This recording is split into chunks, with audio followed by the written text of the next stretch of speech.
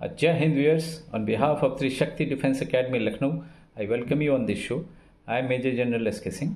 आज हम आपसे बात करने जा रहे हैं रिगार्डिंग द ऑयल की जो क्राइसिस हुई है and what have been the India's role in that. और उन लोगों के लिए भी ये न्यूज़ जानना ज़्यादा ज़रूरी है जो देश विरोधी लोग जो बात करते हैं कि what have been the foreign policy of India. India की फॉरेन पॉलिसी बिल्कुल ध्वस्त कर दी गई है, बिल्कुल बेकार है।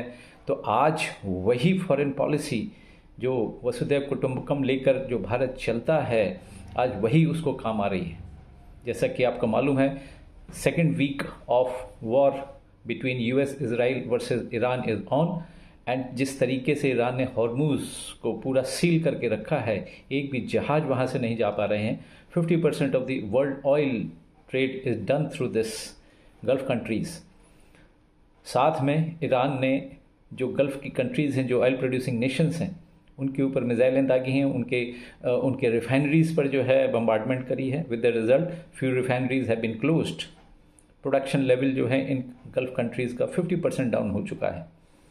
कोई भी एक शिप वहाँ से स्ट्रेट ऑफ हॉर्मुज से नहीं निकल पा रहा है।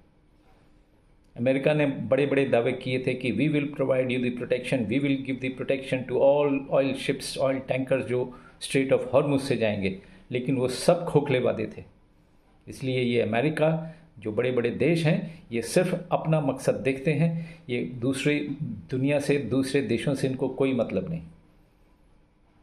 नौ इसी जगह पर जो है भारत की कूटनीति यानी कि भारत की पॉलिसी, डिप्लोमेसी की काम आई एंड आज रिज़ल्ट ये है कि जो क्राइसिस जो क्रिएट हुई पूरी दुनिया में जो क्रिएट हुई, आज 2 जहाज़ वहाँ से हॉर्मुज से निकल के आए हैं। This is just because of the friendship treaty between और the friendship between Iran and India. और यही नहीं, सिर्फ 2, इसमें तकरीबन 98 लाख गैस का भंडार आ रहा है। भारत की एक दिन की रिक्वायरमेंट तकरीबन 55 लाख सिलेंडर्स। 2 जहाज़ जो आ रहे हैं, 2 टैंकर्स आ रहे हैं गैस लेकर, इससे तकरीबन 2 दिन का बड़े आराम से पूरे देश में सिलेंडर्स दिए जा सकते हैं। और यही नहीं, 12 ऑयल टैंकर्स वो भी लाइंड अप हैं आगे आने के लिए।